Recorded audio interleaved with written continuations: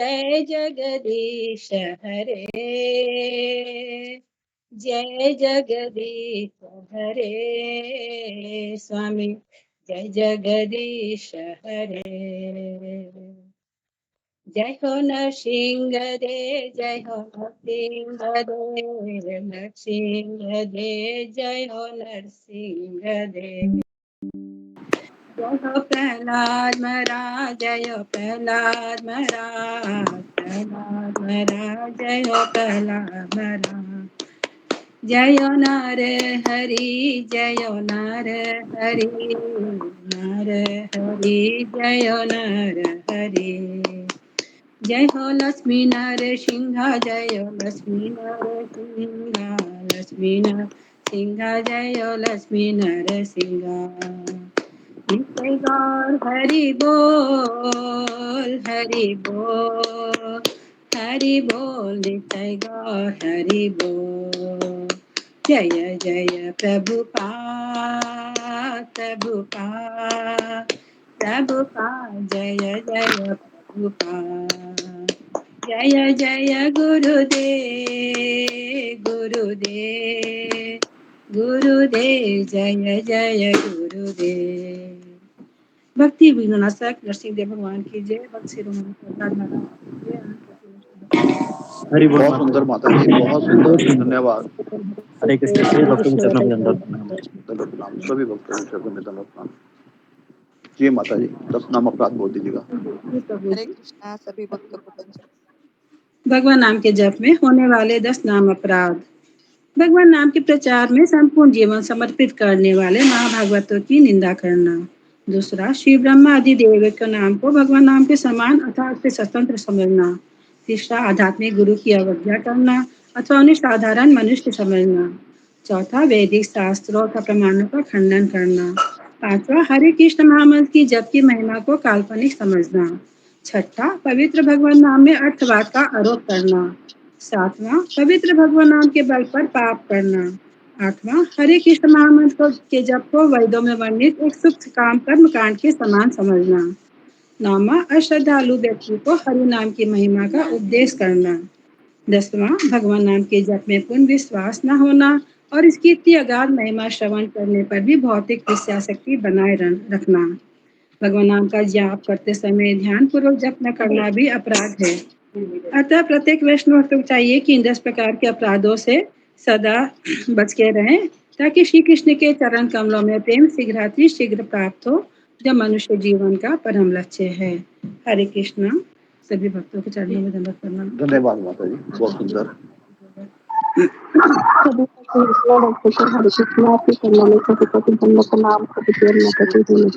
दंडवत प्रणाम, हरे कृष्णा, सभी भक्तों के चरणों में। जी माता जी, कल के बारे में बता दीजिएगा। जी प्रभु जी, जैसे आपकी आज्ञा प्रभु जी। बहुत बहुत धन्यवाद। सभी भक्तों के चरणों में दंडवत प्रणाम। हरे कृष्णा। ओम अज्ञानतिमिरान्धस्य ज्ञानाञ्जनशलाकया चक्षुरुन्मिलितं येन तस्मै श्रीगुरुवे नमः। जय श्री कृष्ण चैतन्य प्रभु नित्यानंद, श्री अद्वैत गदाधर श्रीवासादि गौर भक्तवृंद। मुखं करोति वाचालं पङ्गुं लङ्घ्यते गिरिं, यत्कृपातमहं वन्दे श्रीगुरुदीनतारिणं। परमानंद माधवम श्री चैतन्येश्वरम। हरि ओम तत्सत। सभी जीवों के परम पिता भगवान श्री कृष्ण, पतितामन जय पताका स्वामी गुरु महाराज, परम पूज्य राधानाथ स्वामी महाराज, हम सभी के अति प्रिय बहुत ही विनम्र दया करुणा के सागर शिक्षा गुरु एवं समस्त भरत के चरणों में कोटि कोटि दंडवत प्रणाम करती हूँ। आप सभी की महान दया कृपा से ही मैं कुछ भी बोलने का प्रयास कर रही हूँ। मेरे में कोई योग्यता नहीं है। कोई गलती हो तो प्लीज मुझे माफ कर दीजिएगा, क्षमा कर दीजिएगा। कल प्रभु जी ने भगवत गीता दिव्य ज्ञान का 23rd श्लोक, जो बहुत ही सुंदर, वेरी वेरी इंपॉर्टेंट और गुड रसों से भरा, हमारे लाइफ से रिलेटेड अति शिक्षाप्रद प्रेरणादायक श्लोक पर विस्तार से प्रभु जी ने गहन चर्चा की। बहुत ही एक्सीलेंट क्लास था प्रभु जी का कल, जिसे हमें अत्यंत गहराई से समझने की जरूरत है। प्रभु जी इस श्लोक से संबंधित बहुत ही महत्वपूर्ण प्रश्न सभी भक्तों से करते हैं कि जो पुरुष प्रकृति के गुणों के प्रति अनासक्त है तो उसका अर्थ क्या है। तो सभी भक्तों ने अलग अलग जवाब दिया। तो इसका उत्तर सही यही है कि वो प्रकृति के उन गुणों से प्रभावित नहीं होता है। वो अनासक्त रहता है और हमेशा चाहे उसके जीवन में अच्छा हो बुरा हो, लाभ हानि, जय पराजय, सुख दुख कुछ भी आए, वो सब कुछ कृष्ण पर के ऊपर छोड़ देता है और सब चीज में भगवान का हाथ देखता है। तो हमारे जीवन में जो भी परिस्थितियां आए, अनुकूल प्रतिकूल, वो सबको हरि कृपा मानता है, हरि इच्छा मानकर हर चीज को सहज स्वीकार करता है। कभी कोई बात से विचलित नहीं होता और हमेशा समभाव में रहता है। तो यहाँ पर बहुत महत्वपूर्ण शिक्षा हमें यहाँ मिलती है। फिर प्रभु जी अगला प्रश्न करते हैं कि सतगुण, रजोगुण, तमोगुण से के क्या लक्षण है। तो शीनु मिश्रा माता जी बहुत सुंदर जवाब देती है कि सतगुण में भगवान से संबंधित कार्य करता है, खुश रहता है, पुण्य कर्म करता है। और रजोगुण में भक्ति, मनुष्य की इच्छाएं, आकर्षण बहुत होता है इसमें और भौतिक चीजों के प्रति अत्यधिक लगाव होता है। मान सम्मान, प्रशंसा पाने की बहुत चाहत होती है। तथा तमोगुण व्यक्ति में तामसिक गुण होते हैं, 4 नियमों का वो पालन नहीं करता है, आलसी होता है और नींद बहुत ज्यादा आती है। तो प्रभु जी यह फिर तीसरा प्रश्न करते हैं कि दिव्य ज्ञान में स्थित होने का मतलब क्या है। तो प्रभु जी यहाँ मुझे इसका जवाब देने को कहते हैं। तो मेरे को यही समझ में आया कि दिव्य ज्ञान में स्थित होने का मतलब कि मैं भगवान का सेवक हूँ, वो मेरे स्वामी हैं। वो गुरु तथा भगवान की आज्ञा का पालन करता है और वो जानता है कि मैं शरीर नहीं आत्मा हूँ। तो वो आत्मा के स्तर पर हर कार्य करता है। तो प्रभु जी यहाँ इसका परफेक्ट आंसर बताते हैं कि अपने आध्यात्मिक गुरु के आदेशानुसार कार्य करना और उनके प्रति पूर्ण समर्पित रहना। फिर प्रभु जी अगला प्रश्न करते हैं कि उसके सारे कर्म ब्रह्म में लीन हो जाते हैं। तो इसका अर्थ क्या है। तो इसका उत्तर यही है कि उसके सारे कर्म भगवान के प्रति लिए समर्पित होते हैं। फिर आगे प्रभु जी तात्पर्य में बहुत सुंदर अति महत्वपूर्ण ज्ञान से हम सभी को अवगत करा रहे हैं कि हमारे लिए सबसे बड़ा चैलेंज द्वंद्व जो हमारे मन में उत्पन्न होता रहता है, तो हम उसे किस तरह बच सकते हैं। तो द्वंद का मतलब 2 चीजें जो हमारे मन पर गहरा प्रभाव डालती है और मनुष्य अनेक प्रकार के द्वंद्वों से अपने को मुक्त नहीं कर पाता है। कोई मीठा बोलता है तो हमें अच्छा लगता है और कोई कुछ गलत बोल दिया, चाहे बुरा कुछ कर दिया तो हमें दुख होता है। सर्दी गर्मी, फायदा नुकसान, यस यस, इनसे मुक्त होना बहुत जरूरी है। तो प्रभु जी यहाँ पर ज्ञान से परिपूर्ण जरूरी प्रश्न करते हैं कि मनुष्य कब द्वंद्व से मुक्त हो पाता है। तो प्रभु जी यहाँ बताते हैं कि जब वो जीवन की हर परिस्थिति में समभाव में रहता है, सब चीजों में भगवान की इच्छा मानकर चलता है और सब चीजों में भगवान का हाथ देखता है और अपनी लाइफ के सेंटर में कृष्ण को रखते हुए वो अपना हर कर्म करता है। तो प्रभु जी बहुत सुंदर ज्ञान दे रहे हैं कि प्रभु पाजी जैसे हमेशा द्वंद्व से मुक्त रहते थे, क्योंकि वो हमेशा अपने गुरु की आज्ञा पालन करने में ही ध्यानमग्न रहते थे। गुरु जी जो भी कहें, चाहे वो गलत हो या सही, वो हर बात गुरु की मानता है, आदेशानुसार हर कार्य करता है। और प्रभुपाद जी हमेशा मन में ये चिंतन मनन करते थे कि मुझे अमेरिका जाना है, लोगों को कृष्ण प्रेम कृष्ण भक्ति देना है, ज़्यादा से ज़्यादा प्रचार करना है, सभी को कृष्ण भावना भावित बनाना है, पुस्तकें लिखनी है, ज़्यादा से ज़्यादा मंदिर की स्थापना करनी है। और आप सभी हम लोग प्रत्यक्ष रूप से जिसको देख रहे हैं कि कितना अद्भुत चमत्कार मतलब हुआ है, जो प्रभुपाद जी की इतनी बड़ी मतलब इतनी महान कृपा से या भगवान की कृपा से या प्रभुपाद जी के इतने मतलब कर्तव्य निष्ठ होने के कारण इतना आज्ञा का पालन करते हुए अपने गुरु का। तो प्रभु जी हमें आगे द्वंद्व से मुक्त रहने के लिए अति आवश्यक टिप्स दे रहे हैं। बहुत ही महत्वपूर्ण ज्ञान से हम सभी को वो रूबरू करवा रहे हैं कि हमेशा अपने मन को व्यस्त रखो, क्योंकि यह मन हमारा बंदर की तरह है जो हमेशा गुलाटी मारता रहता है, एक पेड़ से दूसरे पेड़ की तरह पर छलांग लगाता रहता है। तो हमें अपने मन को आध्यात्मिक कार्यों में शाश्वत ज्ञान द्वारा इसकी मेमोरी को फुल करते रहना है। हमेशा इतना व्यस्त रखना है अपनी बुद्धि का सही इस्तेमाल करके कि वो इधर उधर की बातों में मेरा मन नहीं भटके। प्रभु जी आगे बताते हैं कि हम जो भी सत्संग में सुनते हैं, तीनों टाइम क्लास अटेंड करते हैं, तो बहुत ध्यानपूर्वक श्रवण करना है। जो भी ज्ञान हमें मिल रहा है उसे ज़्यादा से ज़्यादा अपनी झोली में समेटना है, लिखते रहना है। फिर हमें जब भी समय मिले पढ़कर जो भी उसमें अच्छा लाइन लगा हो, ज्ञान प्राप्त हुआ हो, उसका गहराई से चिंतन मनन करते रहना है। तो प्रभु जी आगे बताते हैं कि जैसे गाय जैसे मतलब जब जो भी खाती है तो फिर वो उसे बाद में चबाती रहती है, तो हमें भी वैसे ही मतलब जैसे उसको मतलब हमेशा गहराई से उसका मंथन करते रहना है कि हमने आज क्या सुना, क्या पढ़ा, और उसको हमेशा उसका मतलब श्रवण ध्यान करते रहना है। तो जो भी सोच विचार मन में आते रहेंगे तो उससे उसमें हमारा हाथ नहीं होता है। यहाँ प्रभु जी बहुत सुंदर उदाहरण देते हैं कि जैसे समुद्र के अंदर इतनी नदियाँ प्रवेश करती रहती है, फिर भी वो समुद्र स्थिर रहता है, कभी विचलित नहीं होता है। मान लो जैसे प्रभु जी बता रहे कि हम एक बर्तन दे रहे हैं और उसमें बहुत सारा पानी भरा हुआ है और उसमें पानी अब नहीं भरेगा, तो हम भी अपने दिमाग को आध्यात्मिक ज्ञान से पूरी तरह भर देना है। तो हमें संसार में जो जैसे हमने संसार में जो भी सुना, जैसे तो हमें जैसे अपने थॉट पर हमेशा हथौड़ा मारते रहना है।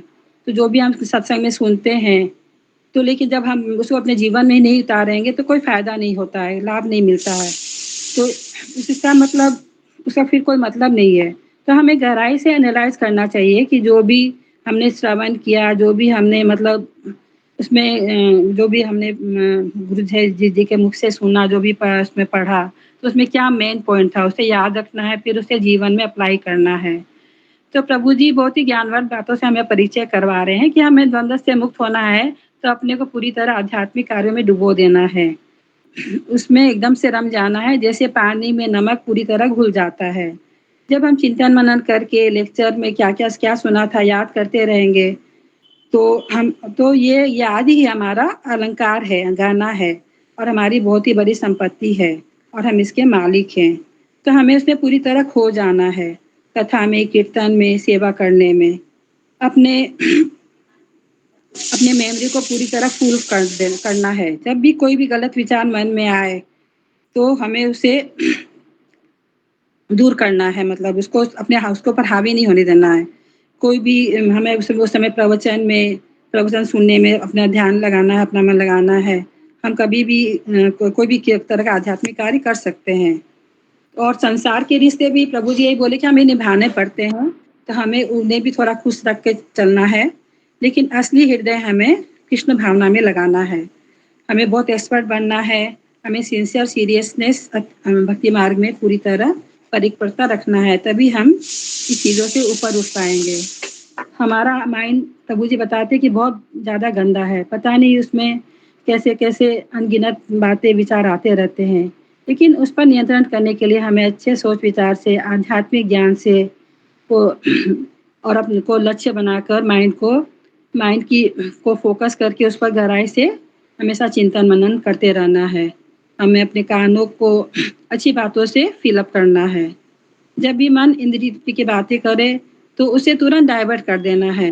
अपने अपने मन का गुलाम नहीं, मालिक बनना है। तो हमें अपने माइंड की मेमोरी को आध्यात्मिक कार्यकलापों से हमेशा फुल रखना है, फिर वो इधर उधर नहीं भटकेगा। तो प्रभु जी हमें कल वही इसी चीज़ पर बहुत ज़्यादा गहराई से हर चीज़ बताए कि मतलब कि हम जो भी कुछ मतलब श्रवण करते हैं, जो भी हम सत्संग में सुनते हैं, तो हमें उसको अपने आचरण में उतारना है। हमें मतलब उसको हमेशा चिंतन मनन करते रहना है। हरे कृष्णा। चलो प्रणाम गुरु जी, हरे कृष्णा। बहुत हरे सुंदर कृष्णा माता जी, गुरु जी, बहुत प्रणाम सुंदर सभी बताया आपने।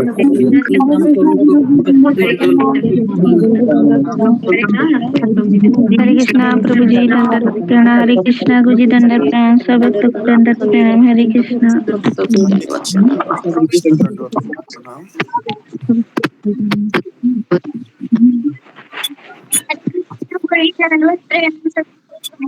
प्रणाम। हरे कृष्णा गुरु जी, प्रणाम। सभी भक्तों को ज्ञानांजन शलाकया चक्षुरुन्मीलितं येन तस्मै श्री गुरुवे नमः। नमो विष्णुपदाय कृष्णप्रेष्ठाय भूतले श्रीमते भक्ति वेदांत स्वामिनिति नामिने। नमस्ते सरस्वती देवे गौरवाणी प्रचारिणे निर्विशेष शून्यवादी पाश्चात्य देशकारिणे।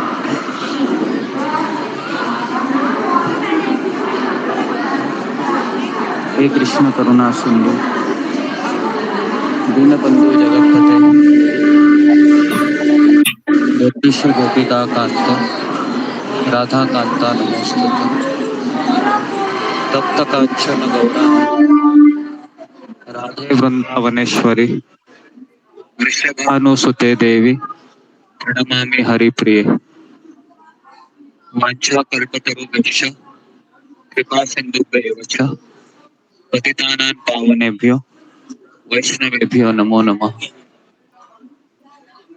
जय श्री कृष्ण चैतन्य प्रभु नित्यानंद श्री अद्वैत गदाधर श्रीवासादि गौर भक्तवृंद। हरे कृष्णा कृष्ण कृष्णा हरे हरे हरे राम राम राम हरे।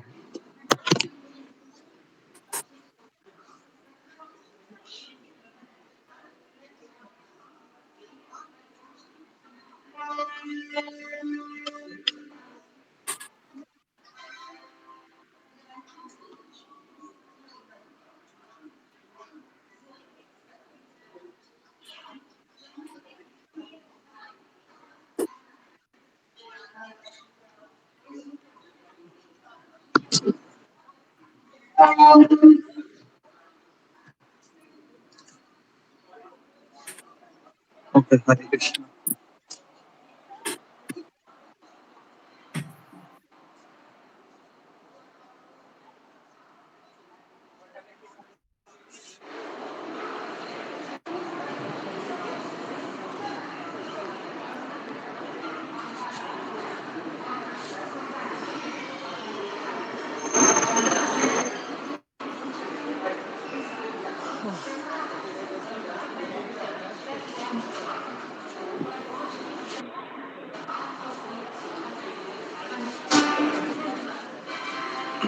ओके हरे कृष्ण। आवाज सुनाई दे रहा है मेरा? जी गुरुजी।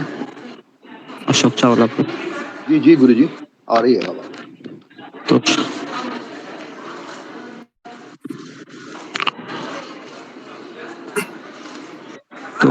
ओके, तो कौन सा श्लोक हमारा शुरू था? 24वां श्लोक करना है गुरुजी, 24 नंबर। 24।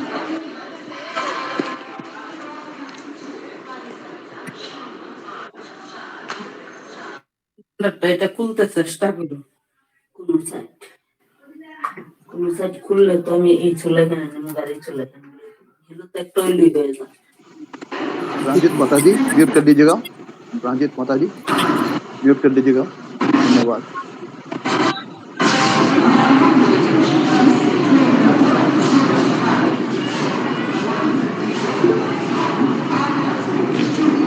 तो श्लोक क्रमांक 24। ओके, तो मैं श्लोक को पढ़ रहा हूँ, फिर हम इसके ऊपर चर्चा करते हैं। ब्रह्म अपर्णम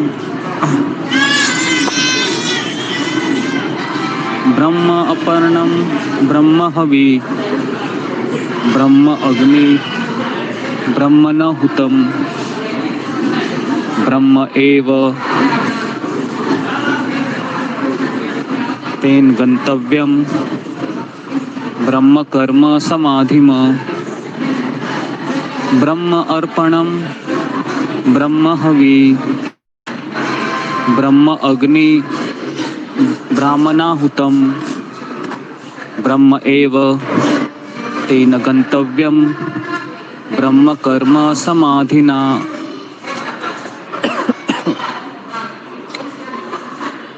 ओके, और कोई पढ़ना चाहेगा तो फिंगर को रेज कीजिए।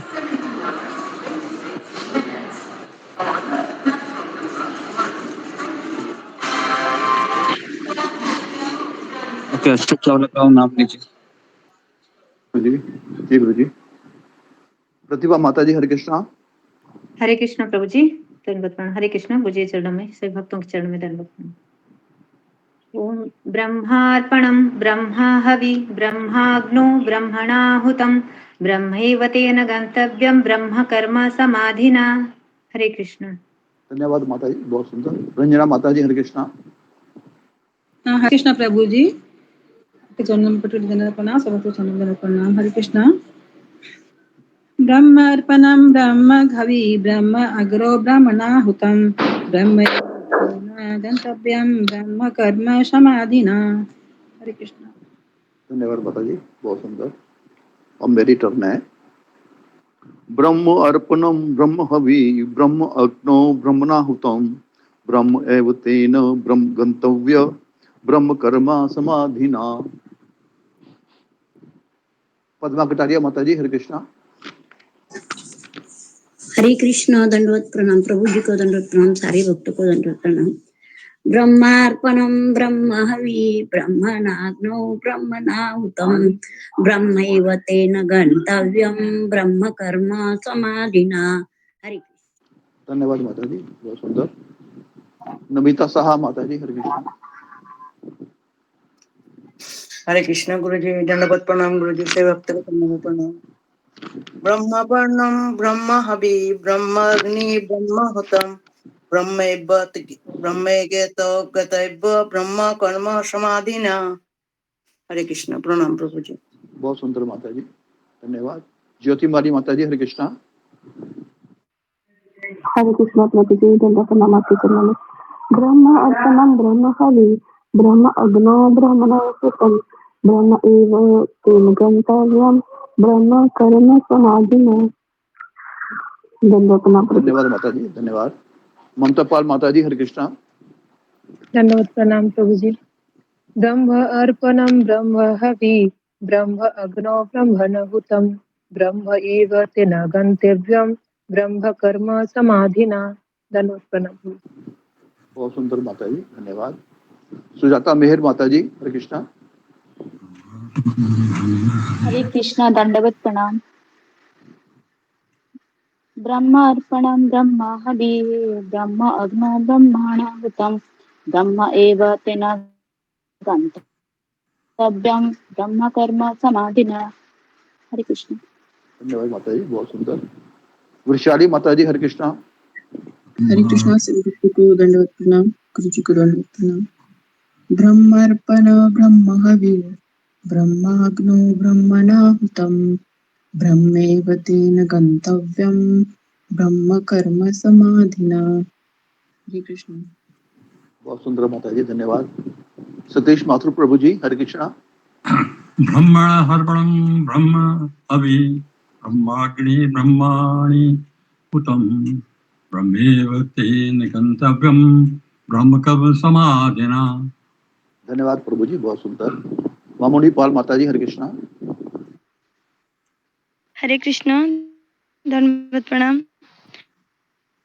ब्रह्मा परं ब्रह्म हवि ब्राह्मणं ब्रह्मणहुतं ब्रह्मेव तेन गंतव्यं ब्रह्म कर्मण समाधिना। हरे कृष्ण। बहुत सुंदर माता जी, धन्यवाद। जी गुरु जी, हरे कृष्णा।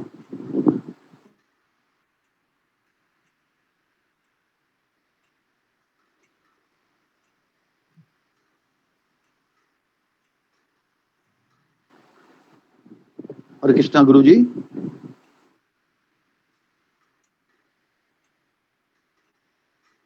ओके, हरे कृष्णा। हो गया सबका?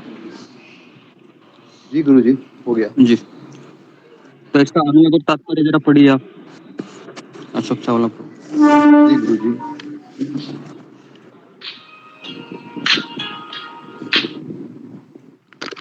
जो व्यक्ति कृष्ण भावनामृत में पूर्ण लीन रहता है उसे अपने आध्यात्मिक कर्मों के योगदान के कारण अवश्य ही भगवत धाम की प्राप्ति होती है, क्योंकि उसमें हवन आध्यात्मिक होता है और हवि भी आध्यात्मिक होती है। तात्पर्य यहाँ इसका वर्णन किया गया है कि किस प्रकार कृष्ण भावना भावित कर्म करते हुए अंततोगत्वा आध्यात्मिक लक्ष्य प्राप्त होता है। कृष्ण भावना अमृत विषयक विविध कर्म होते हैं जिनका वर्णन अगले श्लोक में किया गया है, किंतु इस श्लोक में तो केवल कृष्ण भावनामृत के सिद्धांत का वर्णन है। भौतिक कलमश से ग्रस्त बद्ध जीव को भौतिक वातावरण में ही कार्य करना पड़ता है, फिर भी उसे ऐसे वातावरण से निकलना होगा। जिस विधि से वह ऐसे वातावरण से बाहर निकल सकता है वह है कृष्ण भावना भामृत। उदाहरण के लिए यदि कोई रोगी दूध की बनी वस्तुओं के अधिक खाने में पेट गड़बड़ी से ग्रस्त हो जाता है, उसे दही दिया जाता है, जो दूध ही का से बनी अन्य वस्तु है। भौतिकता में ग्रस्त बद्धजीव का उपचार कृष्ण भावनामृत के द्वारा ही किया जाता है, जो यहाँ गीता में दिया हुआ है। यह विधि यज्ञ या विष्णु या कृष्ण को प्रसन्न करने के लिए किए गए कार्य कहलाती है। भौतिक जगत के जितने ही अधिक कार्य कृष्ण भावनामृत में या केवल विष्णु के लिए किए जाते हैं, पूर्णतः तल्लीनता से वातावरण उतना ही अधिक आध्यात्मिक बनता रहता है। ब्रह्म शब्द का अर्थ है आध्यात्मिक। भगवान आध्यात्मिक हैं और उनके दिव्य शरीर की किरणें ब्रह्म ज्योति कहलाती हैं। यही उनका आध्यात्मिक तेज है। प्रत्येक वस्तु इसी ब्रह्म ज्योति में स्थित रहती है, किंतु जब यह ज्योति माया या इंद्रिय तृप्ति द्वारा आच्छादित हो जाती है तो यह भौतिक ज्योति कहलाती है। यह भौतिक आवरण कृष्ण भावनामृत द्वारा तुरंत हटाया जा सकता है। अतएव कृष्ण भावनामृत के लिए अर्पित हवि, ग्रहण करता, हवन, होता तथा फल, ये सब मिलकर ब्रह्म या परम सत्य हैं। माया द्वारा आच्छादित परम सत्य पदार्थ कहलाता है। जब यही पदार्थ परम सत्य के निमित्त परिक होता है तो इसमें फिर से आध्यात्मिक गुण आ जाते हैं। कृष्ण भावनामृत मोह जनित चेतना को ब्रह्म या परमेश्वर उन्मुख करने की विधि है। जब मन कृष्ण भावनामृत में पूरी तरह निमग्न रहता है तो उसे समाधि कहते हैं। ऐसी दिव्य चेतना से संपन्न कोई भी कार्य यज्ञ कहलाता है। आध्यात्मिक चेतना की ऐसी विधि में स्थित होता आध्यात्मिक चेतना की ऐसी स्थिति में होता, हवन, अग्नि, यज्ञ करता तथा अंतिम फल, यह सब परब्रह्म में एकाकार हो जाता है। यही कृष्ण भावनामृत की विधि है। धन्यवाद गुरु जी, दंडवत प्रणाम। जी, ओके, धन्यवाद। तो अभी हम आगे बढ़ते हैं। तो ये जो श्लोक है बहुत इम्पोर्टेंट श्लोक है। तो यहाँ पे बताया गया है कि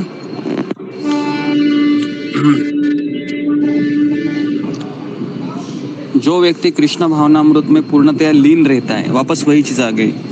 लीन रहने का अर्थ है कि हर समय, हर क्षण, हर पल कृष्ण भावना में रहना।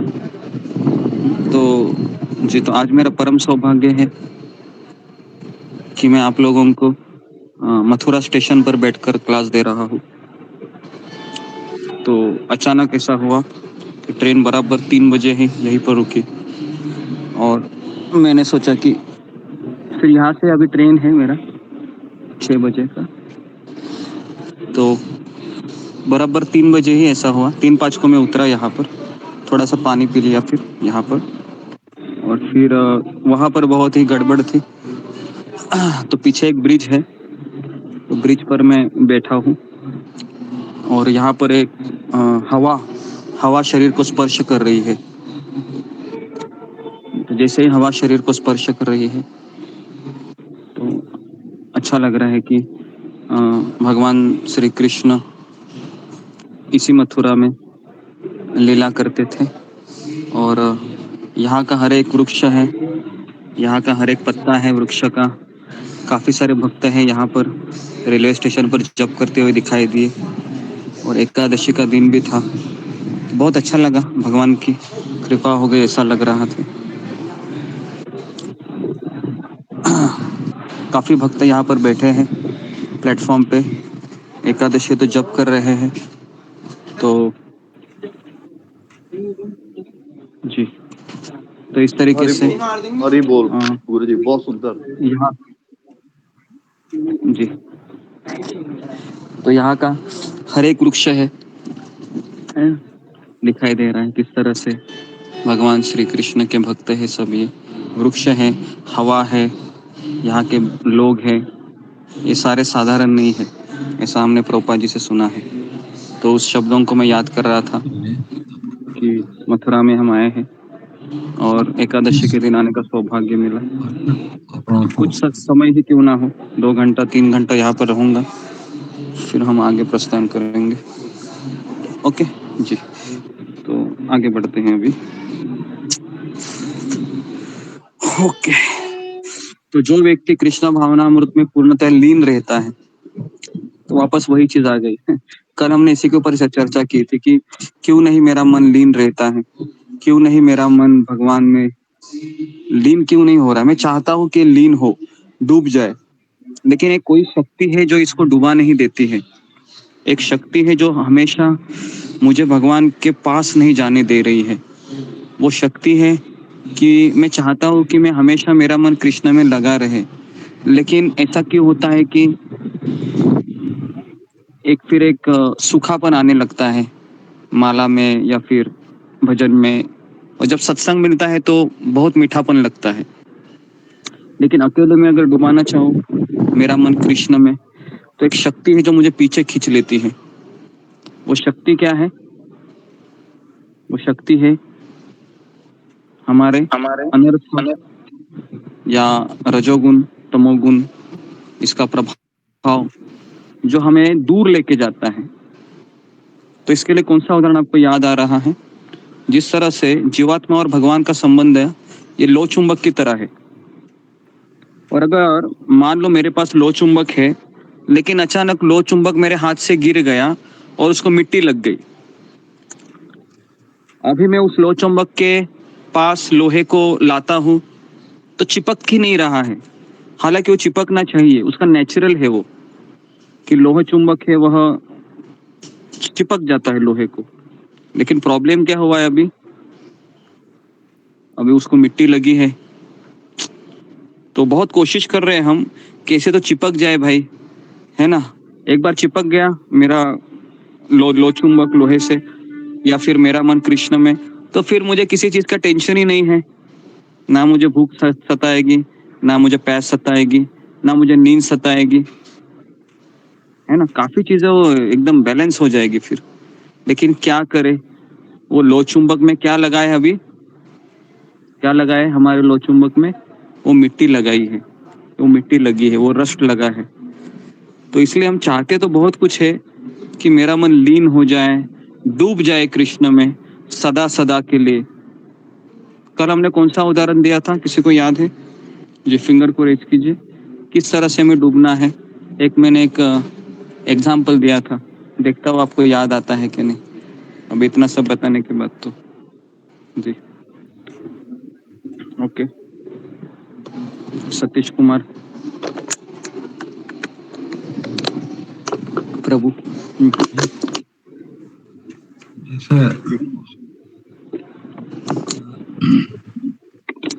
जैसे जैसे कि नदी जो है वो समुद्र में डूब जाती है। नदी समुद्र में जाती है, वो उदाहरण अलग है। ये वाला उदाहरण नहीं मैं सोच रहा था। कल मैंने एक एग्जांपल दिया था किस तरह से हमें डूब जाना है। जी सुमिता सिन्हा। हरे कृष्ण प्रणाम। गुरु जी आपने बताया था नमक जैसे घुल जाता है और स्वाद आता है, उसी तरीके से हम लोगों को भी घुल जाना है कृष्ण भावना में। Okay very good. तो ऐसे उत्तर मिलते हैं तो मुझे बहुत अच्छा लगता है ना। ये नमक का एग्जांपल दिया था मैंने, है ना। तो हमें नमक बनना है और किसका स्वाद बढ़ाना है? कृष्ण का स्वाद बढ़ाना है हमें, है ना। ये एग्जांपल मैंने कल दिया था, अगर आपको याद होगा।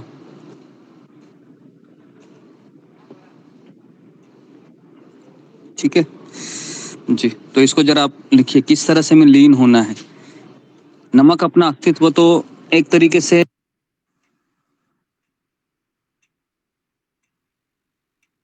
आवाज नहीं आ रही, क्योंकि हम पैदा ही उसी लिए हुए हैं। हमारा अस्तित्व का कारण ही वही है कि मैं कृष्ण को सुखी बनाऊं, कृष्ण को आनंद दूं, तब जाके हमारी वैल्यू होगी। जिस तरह से वृक्ष का अगर कोई पत्ता है नीचे गिरता है ना, तो वो सूख जाता है, सूख कर नष्ट हो जाता है, मिट्टी में लीन हो जाता है वो। लेकिन वही अगर झाड़ का पत्ता झाड़ में लगे रहता है तो हमेशा हरा भरा रहेगा। तो हमें क्या करना है? हमें कृष्ण से लगे रहना है। हमें कृष्ण के वृक्ष है, कृष्ण रूपी वृक्ष, उसको लगे रहना है, कभी उनसे अलग मत हो जाइए। देखिए, अलग होने से हम कहीं के नहीं रहेंगे। आप सभी भक्त हैं। अभी हमने जो मिठास प्राप्त की यहाँ पर, प्रवचन सुनकर हो या माला करते हुए हो या फिर कोई भजन सुनते हुए या सेवा करते हुए, आपको आनंद तो निश्चित मिला है, इसलिए आप यहाँ पर आ रहे हैं। अभी अगर आप ये छोड़कर जाएंगे या कुछ समस्या के कारण आप पीछे हटेंगे, तो मैं बताऊँ, वापस भौतिक दुनिया में ऐसा टेस्ट आपको नहीं मिलेगा और आप बहुत बहुत दुखी हो जाओगे, बहुत कष्टों में रहोगे, आप पागल भी हो सकते हो, फ्रस्ट्रेट हो जाओगे आप। क्योंकि वो सुख जहाँ पर आप ये प्राप्त कर रहे हैं अभी सत्संग में, ये सुख आपको भौतिक दुनिया में नहीं मिलेगा। आपको लगेगा शायद यहाँ पर मजा है, जाकर देख लीजिए, नहीं मिलेगा। तो इसलिए अभी हमारे पास एक ही ऑप्शन है कि हमें लीन रहने के उपाय ढूंढने चाहिए। कैसे मैं लीन रहूं कृष्ण में? तो हमारे पास एक ऑप्शन सत्संग का है ना। एटलीस्ट 2 से 3 बार हम एक साथ मिलते हैं, इसलिए गाड़ी खींच रही है आप लोगों की, है ना। तो जितना समय मिलते रहेंगे उतना समय तो चल जाएगा, लेकिन बाकी का समय क्या है फिर? तो बाकी के समय में हम कैसे लीन रहे, कौन मुझे बताएगा? जी, फिंगर को रेज कीजिए। बाकी के समय में कैसे लीन रहूं, कृष्ण में कैसे डूबा रहूं? जी, ओके। मामुनि पाल।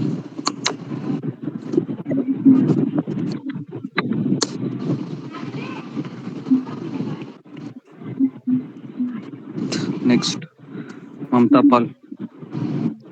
हरे कृष्ण गुरु जी, दंडवत प्रणाम। सब भक्ति के चरण में दंडवत प्रणाम। गुरु जी, एक तो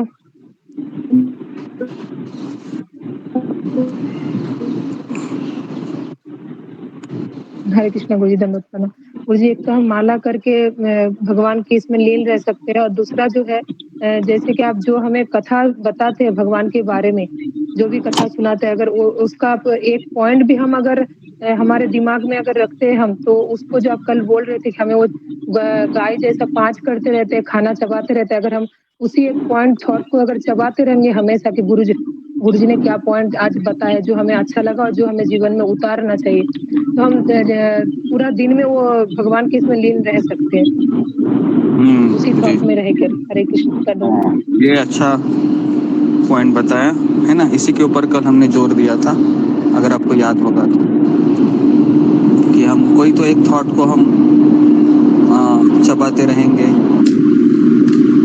तो शायद हम कृष्ण भावना में लगे रह सकते हैं।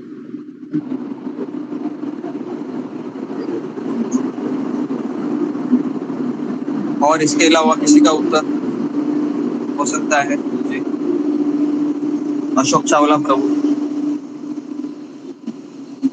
जी गुरु जी, मेरा भी यही विचार था, जैसे माता जी ने, ममता माता जी ने कहा कि वो थॉट हमें हमेशा, जी, और एक ये भी होता है जब हम काम करते हैं तो हम प्रभु नाम का कीर्तन लगा दें, वो भी हमारे कानों में गूंजता रहेगा, कम से कम एक तरफ तो लगे रहेंगे ना। मुझे लगता है और भी चीजें मैंने बताई थी, जैसा ये गाय का हो गया, और 2-3 चीजें कल डिस्कस की थी। जी, मीना कुमारी। हरे कृष्णा गुरुदेव, दंडवत प्रणाम। हरे कृष्णा से गुरुदेव, आपने कल बताया था कि हम लोग जब यात्रा में जाते हैं हमें उन स्थानों को मतलब अपने मन में लाना चाहिए, वहां के अनुभव मन में लाने चाहिए, ये सब चीजें आपने बताई थी। हरे कृष्णा। हाँ, ये भी हमने बताया था कि हमें स्मरण करना चाहिए, जिसको हम मानसिक परिक्रमा का हम एक टाइटल दे सकते हैं, कि क्यों ना हम उन चीजों को याद करें, उन क्षणों को याद करें जिससे मेरा मन कृष्ण में डूब सकता है। ठीक है, ये दूसरा चीज। तीसरा जी, प्रतिभा कुमारी। हरे कृष्ण गुरु जी, दंडवत प्रणाम। सब भक्तों को दंडवत।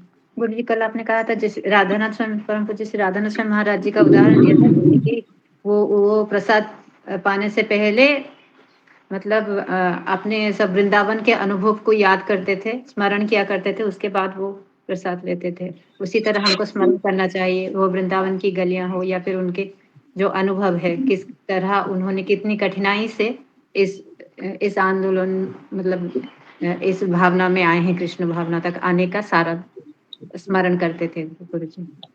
हरे कृष्ण जी। तो ये स्मरण का हो गया, उसके बाद रवंत चबाने का भी हो गया, उसके बाद और क्या कर सकते हैं जी? सुमिता सिन्हा।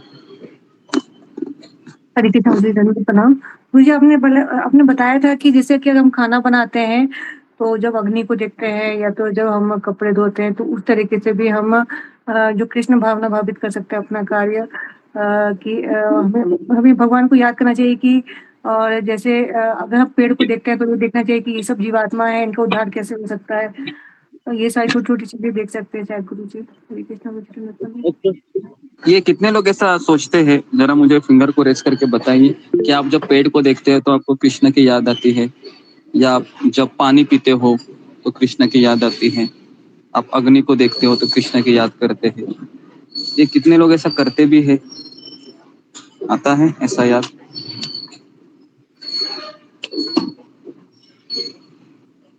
ओके जी, 18 लोग करते हैं। चलो बहुत अच्छा है, कर रहे हैं तो जी। कैसे करते हैं जुम्मा गोराई? हरे कृष्णा गुरु जी, दंडवत प्रणाम। से भक्तों चरण दंडवत प्रणाम। गुरु जी, जैसे आपने बताया था कि हमें जब भी पानी पीते हैं तो हमें जो प्यास में बुझती है तो हमें वो कृष्ण का स्मरण करना चाहिए कि कृष्ण पानी का स्वाद है। और जब गैस के चूल्हा जलाते हैं वो भी हम बताते कि कृष्ण के अग्नि रूप में आए हैं। जैसे सूर्यों को देखते हैं वो भी हम कृष्ण का याद आते, जैसे अब प्रवचन में क्या है क्लास में, तो थोड़ा बहुत याद रखते हैं और कृष्ण का स्मरण बनाए रहते कि जो कुछ भी हो रहा है वो कृष्ण ही है। तो हरे कृष्ण गुरु जी, इसी तरह दंडवत प्रणाम। ओके जी, ठीक है। तो ये हो गया अभी। चलो अभी हम आगे बढ़ते हैं। कृष्ण में लीन रहने के कारण हमने कल भी काफी देखे, आज भी थोड़ा हमने उस पर चर्चा की। आगे बढ़ते हैं अभी। तो जी, तो उसे अपने आध्यात्मिक कर्मों से योगदान के कारण अवश्य ही भगवत धाम की प्राप्ति होती है। ओके, क्योंकि उसने हवन आध्यात्मिक होता है और हवि भी आध्यात्मिक होती है। हवन मतलब जिसमें हम कुछ डालते हैं, हवन बोलते हैं ना। जैसे यज्ञ हम जलाते हैं, है ना, और फिर वो हवन हो गया। और हवि मतलब क्या हुआ? हवि मतलब जो उसमें डालते हैं, जैसे कर्पूर हो गया, लकड़ी हो गई, या फिर घी हो गया, ये सब हवि हो गया। ठीक है, हवि और हवन ये दो चीजें अलग है। हवन मतलब अग्नि है एक तरीके से, हवन कहते हैं। और हवि मतलब जो चीजें हैं जिसमें हम डाल देते हैं। ठीक है, तो वो भगवत धाम जाता है जो लीन रहता है। मैं वापस बता रहा हूँ, लीन रहना हमेशा भगवान के धाम में यह आसान नहीं है। ये वही व्यक्ति कर सकता है ना जो जानबूझकर हर एक समय में, हर एक क्षण में अभ्यास करता है उसका, वही कर सकता है ये, है ना। नहीं तो हमारा मन तुरंत रजोगुण में चला ही जाता है, तमोगुण में भी चला जाता है ना। बहुत कठिन होता है। तो इसलिए एटलीस्ट सत्संग हमारा आश्रय है, सत्संग हमारा आश्रय है जो एटलीस्ट हमें रिमाइंडर देता है, ठीक है। तो तात्पर्य यहाँ इसका वर्णन किया गया है कि किस प्रकार कृष्ण भावना भावित कर्म करते हुए अंत्यतो गत्वा आध्यात्मिक लक्ष्य प्राप्त होता है। कृष्ण भावनामृत विषयक विविध कर्म जिनका वर्णन अगले श्लोकों में किया गया है, किंतु इस श्लोक में तो केवल कृष्ण भावनामृत का सिद्धांत वर्णित है। भौतिक कलमश से ग्रस्त बद्ध जीव को भौतिक वातावरण में ही कार्य करना पड़ता है जी। भौतिक कलमश का अर्थ है कि हम जब, जैसे मान लो कि हम जब गंदगी में, अगर हम कीचड़ में गिर जाते हैं, तो जैसे हम कीचड़ में गिर जाते हैं तो कीचड़ में जो जो चीजें होती है गंदी, वो हमारे शरीर को स्पर्श करती है। ठीक उसी प्रकार से हम जब इस संसार में आते हैं तो ये संसार में तमोगुण, रजोगुण, सत्वगुण रूपी गंदगी है, हमको स्पर्श करती है। और इसलिए अगर कोई जीवात्मा इस संसार में आता है तो उसको गंदगी में प्रवेश करना ही होता है।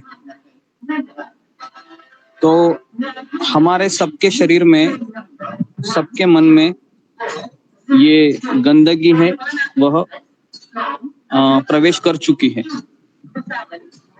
और हमारा सबसे बड़ा दुर्भाग्य ये भी है कि जानते हुए भी या ये जानकर भी हम वापस उसी कीचड़ में बार बार चले जाते हैं। और इसका परिणाम इतना भयंकर होता है कि फिर बार बार मैं कीचड़ में जाऊं, बार बार उसको साफ करूं, इसमें हमारा दम निकल जाता है। ओके, तो भौतिक कलमश से ग्रस्त है हम सब, बद्धजीव। ग्रस्त मतलब समझ में आ रहा है आपको? बद्धजीव का अर्थ क्या है, कौन मुझे बताएगा? बद्धजीव किसे कहते हैं? जी, फिंगर को रेज कीजिए। बद्धजीव किसे कहते हैं? जी, प्रतिभा कुमारी। हरे कृष्ण गुरुजी, धन्यवाद, प्रणाम। गुरुजी, बद्धजीव इसलिए है क्योंकि हमने ये मनुष्य शरीर पाया है जिससे कि हमको जन्म, मृत्यु और जरा व्याधि, ये जो 4 मुख्य समस्याएं हैं, इसको भोगना ही पड़ेगा। और इसको लेकर जो 4 त्रुटियां होती है उसको भी, मतलब वो भी हमारे अंदर है, ये ऐसा लगता है गुरुजी मुझको। गलती हुई तो क्षमा कीजिए। हरे कृष्ण। बद्धजीव किसे कहते हैं? जी, सात्विक वर्मा। कृष्णा गुरुजी, धन्यवाद, प्रणाम। गुरुजी, बद्धजीव वो व्यक्ति है जो भगवान को भूल चुका है, भगवान को भूल गया है, इसलिए जी। तुम बद्धजीव है, मुक्त जीव है?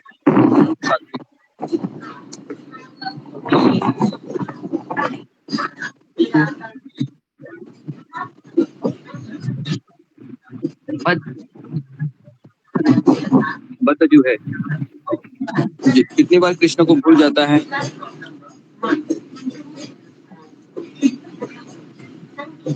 मैक्सिमम टाइम में भूल जाता हूँ। कभी कभी कृष्ण याद रहते हैं, माया याद रहती है, कभी कभी कृष्ण याद आती है, तो कभी कभी याद रहते हैं। ओके, तो ये हो गए हम सब बद्धजीव है, सात्विक वर्ग में ही नहीं, हम सभी बद्धजीव है, बराबर है? हम सभी बद्धजीव हैं, बराबर है?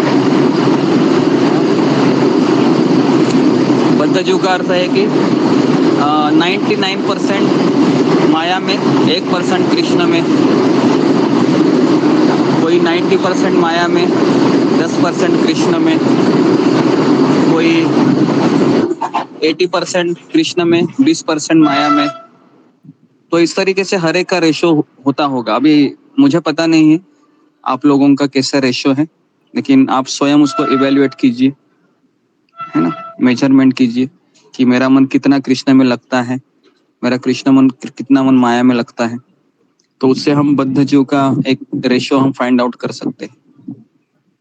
अब मेरा अगला सवाल है, क्या बद्धजीव मुक्तजीव हो सकता है? जी, फिंगर को रेज कीजिए। बद्धजीव मुक्तजीव हो सकता है?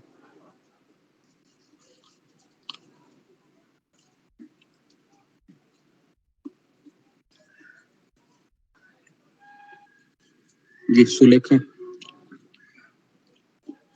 हरे कृष्णा गुरुजी, धन्यवाद, प्रणाम। बाध्य जीव मुक्त जीव हो सकता है यदि वो गुरु के शरण में उनकी आज्ञा को फॉलो करके चले आगे तो। हरे कृष्ण गुरुजी, धन्यवाद, प्रणाम। और कोई? जी, रंजना माता जी।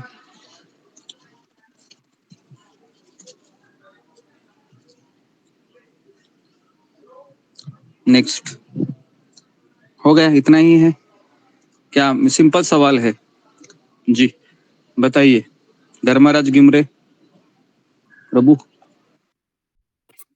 हरे कृष्णा गुरुजी, दंडवत प्रणाम। प्रणाम सभी को, दंडवत प्रणाम। हो सकता है हो गुरुजी। सकता है, ओके। हाँ जी, हाँ जी, वो अगर गुरु के निर्देशन में चलता है तो हो सकता है।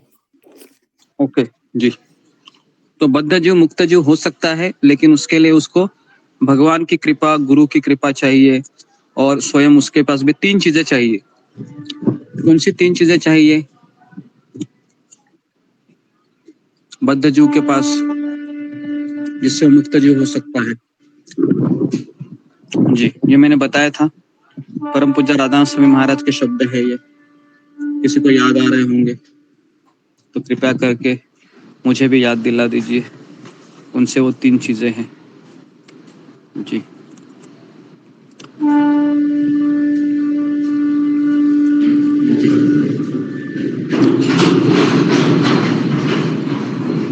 जी सोचिए जरा, थोड़ा दिमाग पे जोर दीजिए, है ना, एकादशी है आज, जोर दीजिए दिमाग पे। मुझे भी पता है कि आप गर्मी बहुत चल रही है, पंखे के नीचे बैठे हैं, सुबह जल्दी उठे हैं, शायद झपकी भी आती होगी आपको। कोई बात नहीं, थोड़ा सा दिमाग पे जोर दीजिए। जी सुजाता। हरे कृष्णा गुरु जी, दंडवत प्रणाम। आप बोले थे कि चरणामृत, चरण धूलि और उच्चिष्ट। ये बद्ध जीव के पास चाहिए, ये तो शॉर्टकट है भक्ति का। हमारे पास कौन सी 3 चीजें चाहिए? भक्त, भक्ति, भगवान। नहीं, ठीक है। और जी गुरुबी कुमारी।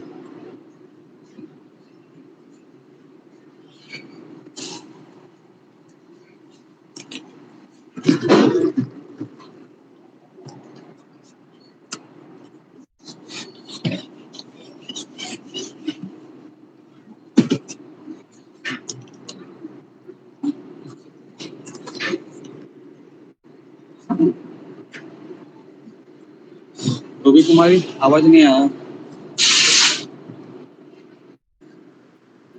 Okay next. ये 3 चीजें आनी चाहिए आपको, मैंने बताया था एक बार। विशाली गावे।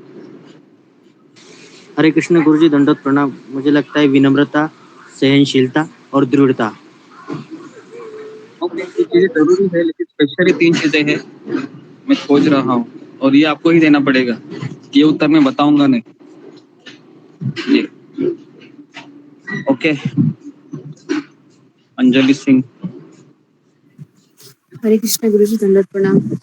गुरुजी सीरियस और सिंसियर, और एक और था गुरुजी, वो भूल रहे हैं, एक और मिस हो रहा है।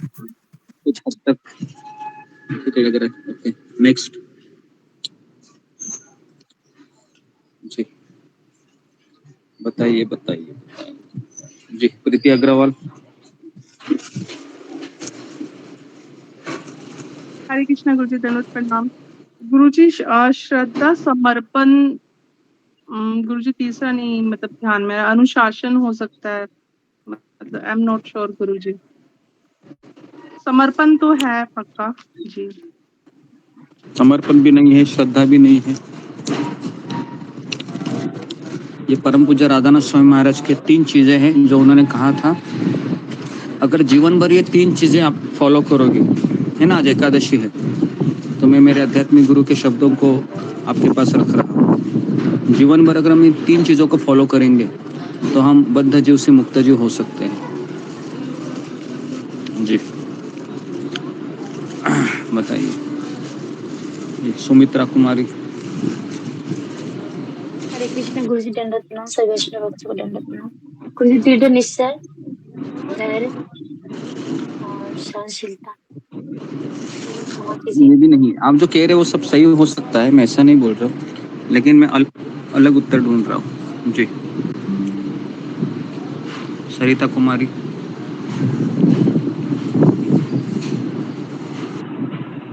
सुमित्रा कुमारी।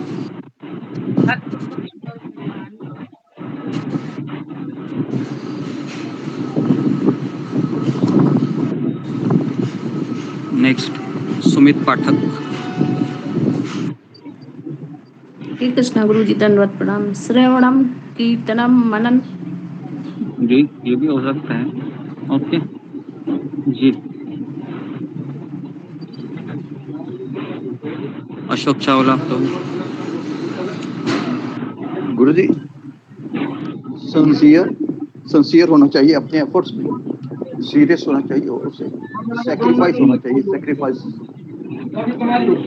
नहीं, क्या बताया आपने? सिंसियर बताया और दूसरा सीरियसनेस और सेक्रीफाइस। तीसरा क्या बताया? सेक्रीफाइस मतलब क्या? सेक्रीफाइस से मतलब अपनी इच्छाओं का त्याग करना पड़ेगा, भौतिक इच्छाओं का त्याग करना पड़ेगा, उसे ऊपर उठना होगा। ओके, छोटे छोटे विचारों से ऊपर उठना। तीसरा का आपने बताया तो सही है, लेकिन थोड़ा सा इसमें मुझे एक राइट शब्द अभी तक नहीं दिखा। दो चीजें आपने बराबर बताई।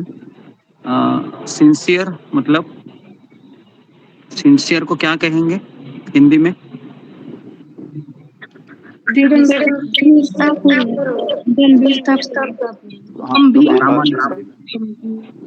प्रामाणिक होना, सिंसियर, हाँ प्रामाणिक रहना। ओके। सीरियसनेस गंभीर होना, और तीसरा चीज बताया था without alternative motive. Alternative motive मतलब भगवान को प्रसन्न करने के अलावा, गुरु को प्रसन्न करने के अलावा और कोई दूसरी इच्छा न रखना। लिखिए ये तीन चीजें, जिससे राधानाथ स्वामी महाराज का कहना है, आध्यात्मिक गुरु का, कि अगर ये तीन चीजें भी आप फॉलो करेंगे तो हम भगवत धाम जा सकते हैं या मुक्त जीव बन सकते। ठीक है। सिंसियर, सिंसियर का अर्थ क्या बोलेंगे हम? कि छल कपट नहीं करना है, मुझे भी नहीं करना है, भगवान से भी नहीं करना है, अपने आप से भी नहीं करना है, दूसरों से भी नहीं करना है, अंदर बाहर क्लीन होना चाहिए, बस ये सिंसियर। ये भी हम है क्या? अगर हम अपने आप को झांक कर देखें, शायद ये भी हम नहीं है। बराबर। कितने लोगों को लगता है कि मैं सिंसियर होने का प्रयास कर रहा हूँ, लेकिन अभी तक नहीं हो पा रहा हूँ मैं, अंदर अभी भी थोड़ा सा छल कपट बाकी है। छल कपट होता ही है जी, होता है ऐसे। सिंसियर बनने का मैं प्रयास कर रहा हूँ, लेकिन मैं सिंसियर नहीं बन पा रहा हूँ अभी तक। ओके, है ऐसे भी जी। सुना लो जी, बाकी सब सिंसियर है लगता है। अच्छा है जी। तो ओके, तो जिन लोगों ने फिंगर को रेज नहीं किया है, तो मैं सोच रहा हूँ ये सिंसियर हो सकते हैं। ओके जी, सिंसियर होने का प्रयास कर रहे हैं। ओके जी। कैसा किस चीज में आपको लग रहा है कि आप सिंसियर नहीं है? दो तीन लोगों को मैं पूछ लेते हैं।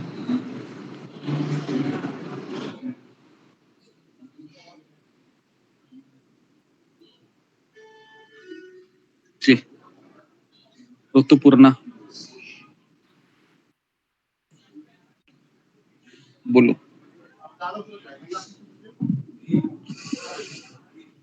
नेक्स्ट, खुशी साहू।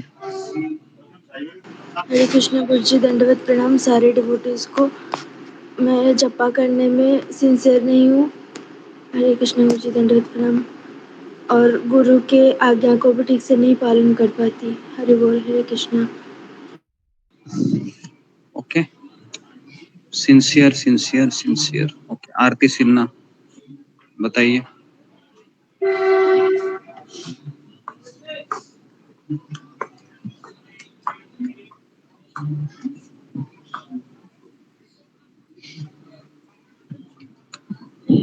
जी, शिवानी बिष्ट।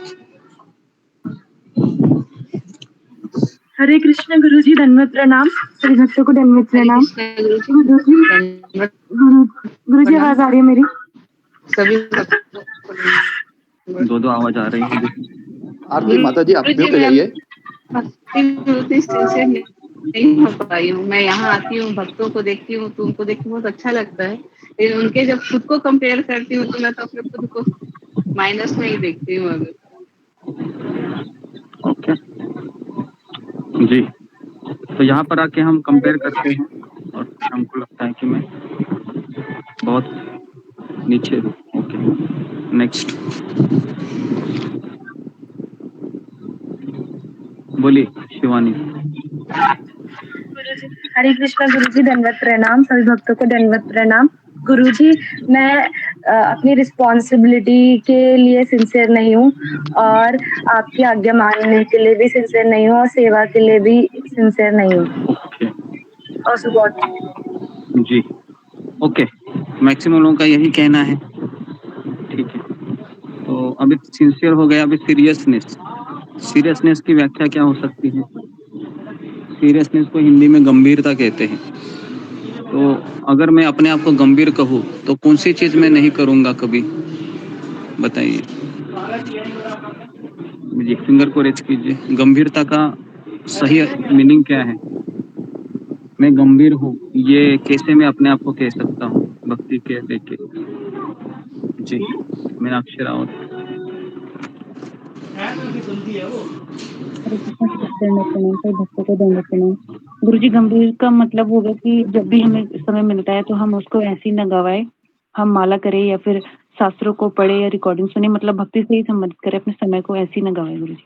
हरे कृष्ण दंडवत। हाँ जी, तो ये इसका उत्तर है कि गंभीरता का अर्थ है कि मैं समय को ना गवाऊं।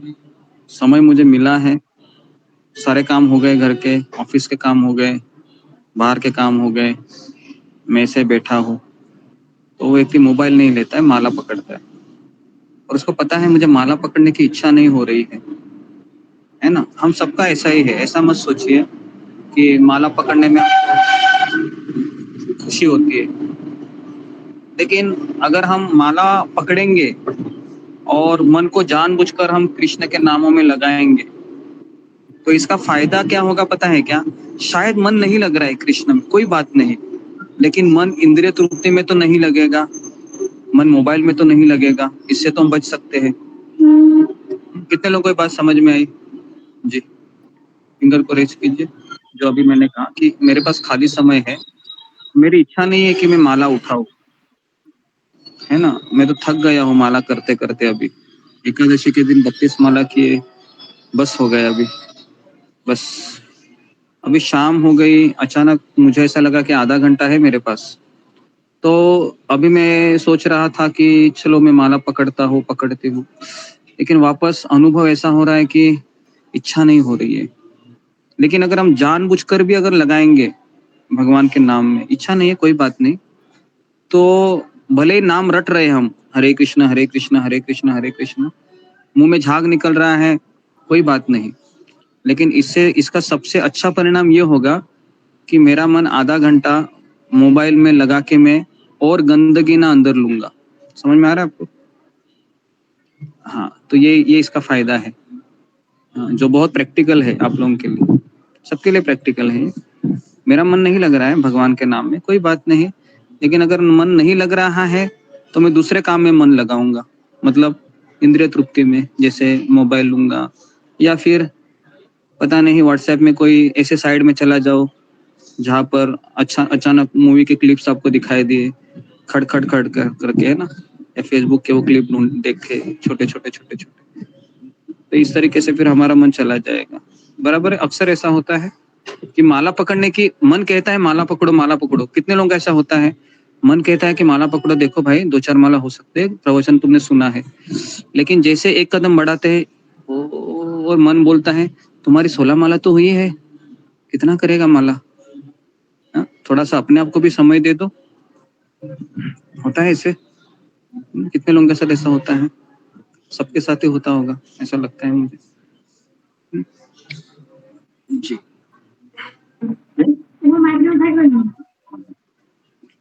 ओके, तो जी, तो इसके लिए आज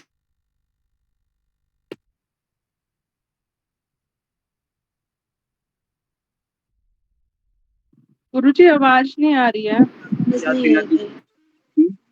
मेरा मन नहीं है माला करने में, लेकिन अगर मैं माला नहीं उठाऊंगा या नहीं उठाऊंगी तो मैं कोई गलत चीज ही करूंगा।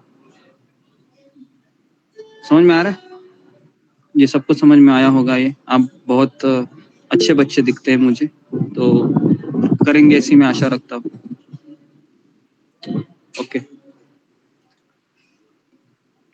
जी, इसमें किसी को डाउट लगता है ये करने में, कोई ऐसा संदेह लगता है? फिंगर को रेज कीजिए।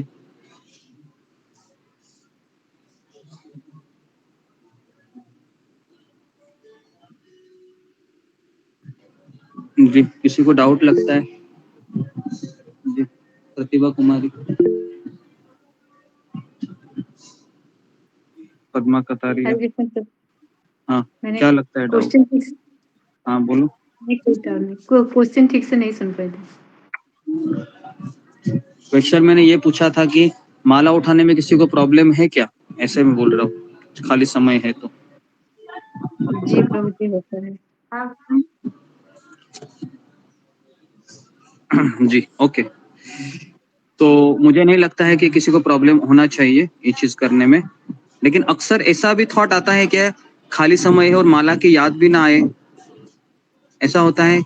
ऐसा मुझे नहीं लगता नहीं आपको होता हो, क्योंकि आप रोज 3 बार सुनते हैं तो आपको तो याद आती ही होगी कि चलो मेरे पास खाली समय है, माला उठानी चाहिए। लेकिन वही चीज होती है कि मन कहता है कि कितना माला करेगा अभी। ठीक है जी, तो आगे बढ़ते हैं। अभी इसमें हमारा समय जा रहा है, लेकिन कोई बात नहीं, एक अच्छा डिस्कशन करना चाहिए ताकि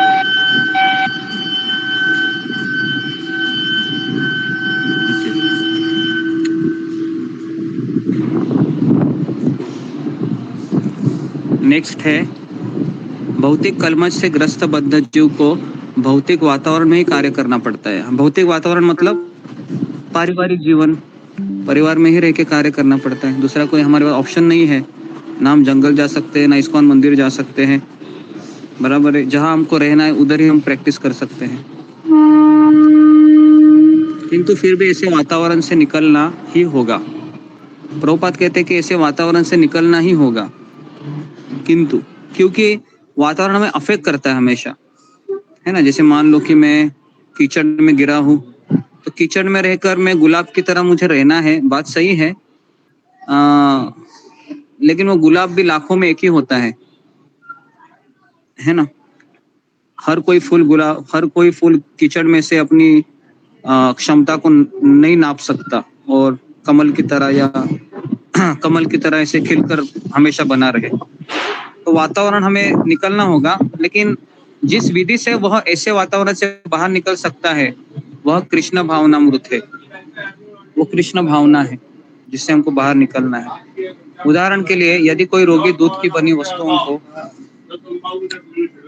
अधिक खाने से पेट की गड़बड़ी से ग्रस्त होता है, दही दिया जाता है ना। तो ये हमने आज सुबह भी एग्जांपल देखा था और आज वापस आया अभी। तो भौतिक साथ से ग्रस्त बद्ध जीव का उपचार कृष्ण भावनामृत के द्वारा ही किया जा सकता है। मतलब अभी दूध पिएंगे तो पेट खराब होगा, तो हम सबका पेट खराब हुआ है क्या करके?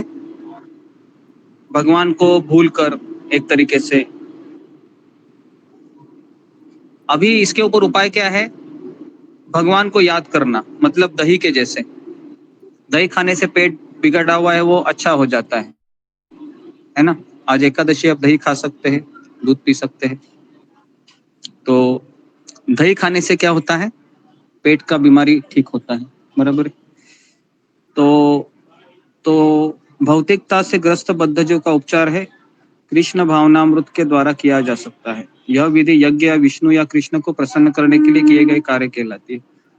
तो कई बार ऐसे होता है कि हम कृष्ण के कार्य तो कर रहे हैं, माला जप कर रहे हैं, सत्संग कर रहे हैं, कीर्तन कर रहे हैं, सेवाएं दे रहे हैं अपनी अपनी, लेकिन हमें अपने आप को पूछना चाहिए, क्या सही में मैं कृष्ण की प्रसन्नता के लिए कर रहा हूं या अपनी प्रसन्नता के लिए कर रहा हूं? तो आपको अंदर से उत्तर आएगा कि हम अपनी प्रसन्नता के लिए कर रहे हैं। जैसे मैं अक्सर उदाहरण देता हूं, अगर मंदिर में हम गए हैं और कुछ सेवाएं दी है और कम से कम 3 से 4 भक्तों मिलकर वो सेवा करनी है, तो कई बार ऐसे होता है कि मैं कृष्ण की सेवा करना चाहती हूँ, इस उद्देश्य से मैं मंदिर में तो गया था, लेकिन जब मैं उस सेवा को कर रहा था या कर रही थी तो मुझे अपने विचारों को पहले मैंने प्राधान्य दिया और बाकी के वैष्णव के विचारों को मैंने साइड में रख दिया।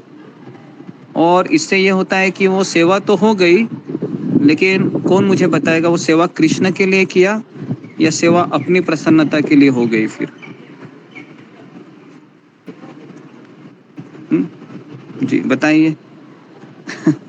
हाँ, एक सिंपल एग्जाम्पल देकर बताएं कि सेवा कर रहे हैं, हम माला कर रहे हैं, लेकिन हम किसकी प्रसन्नता के लिए हो गई वो सेवा? तो सेवा हो गई अपनी प्रसन्नता के लिए, बराबर है? मेरी प्रसन्नता के लिए सेवा हो गई वो, है ना? तो कई बार हमको ये समझाने वाला कोई तो चाहिए ना। अरे आप मंदिर में आए हो तो आपको दूसरों का सुनना है ना? भगवान का आज एकादशी का ड्रेस है। एक देखो, एकादशी के दिन सब लोग भगवान को ड्रेस पहनाते होंगे ना अपने घर में। आप उनका ये क्या बोलते हो, उनको नहलाते हुए श्रृंगार करते होगे। लेकिन अगर मैं आपको कहूँ कि आपके साथ घर में 4 भक्त लोग हैं, आप पांचों मिलकर करना है, तो आपको कैसा लगेगा? अच्छा नहीं लगेगा, बराबर है? क्योंकि ये 4 लोग हमेशा अपनी टांग अड़ाएंगे बीच में, खट खट खट खट खट खट, है ना? तो फिर आपको लगेगा अरे गोपाल, ये मेरे और आपके बीच ये 4 लोग क्यों आए हैं? हटाओ इनको, हम दोनों ही रहेंगे, आप और मैं। बस मैं आपको बहुत अच्छा श्रृंगार करूंगी, बहुत अच्छा श्रृंगार करूंगा। तो उसको क्या बोलते हैं फिर? उसको कृष्ण की सेवा हो गई या अपनी सेवा हो गई?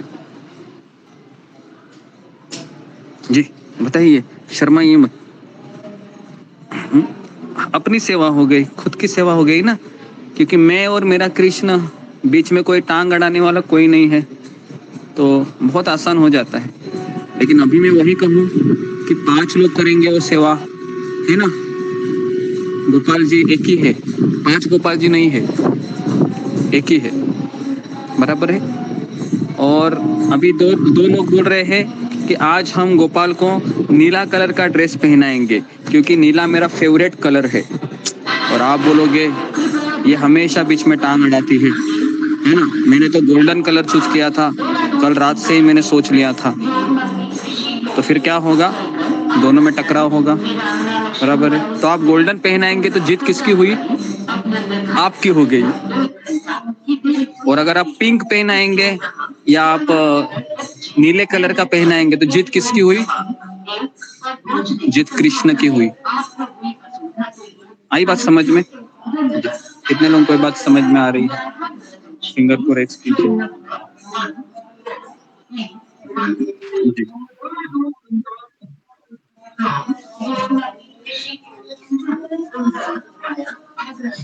ओके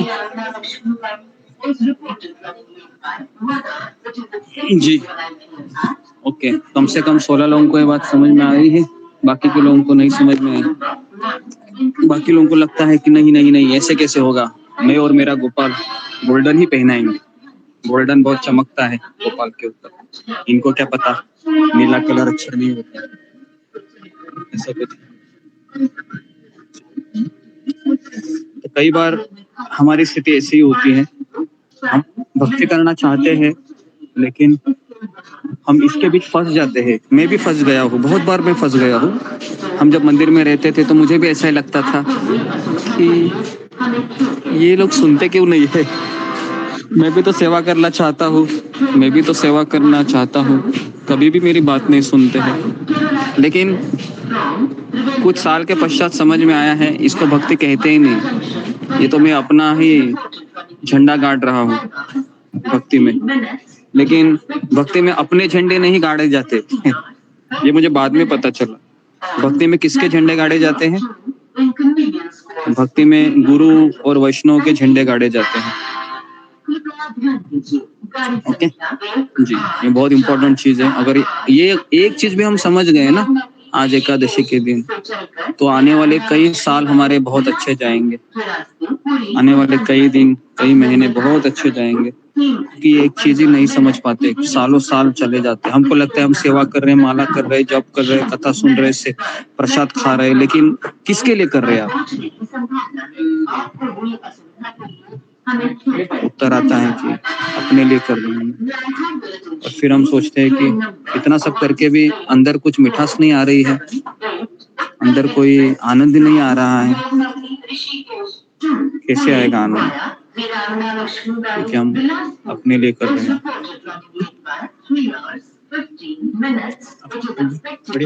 तो इस चीज को समझना बहुत जरूरी है। तो आज हम है ना ये चीज को प्रार्थना करेंगे, हम सब प्रार्थना करेंगे, क्योंकि हम में ये शक्ति नहीं है।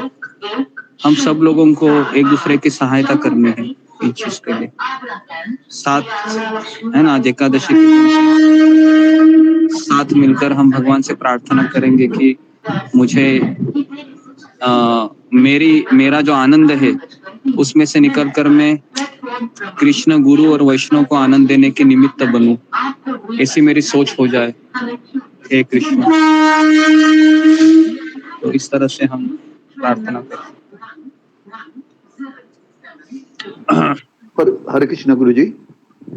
गुरुजी इसमें ये जब आप तैयार करते हैं परमात्मा को, कृष्ण जी को, पर मन में भाव तो ये रहता है ना कि हमारे गोपाल जी सुंदर बने, सुंदर दिखें। तो गोपाल जी सुंदर दिखेंगे तो मन को खुश होना चाहिए। जब अपना मन खुश होता है तो हमारे भगवान भी तो खुश होते हैं। बच्चा खुश तो माँ बाप। जी जी जी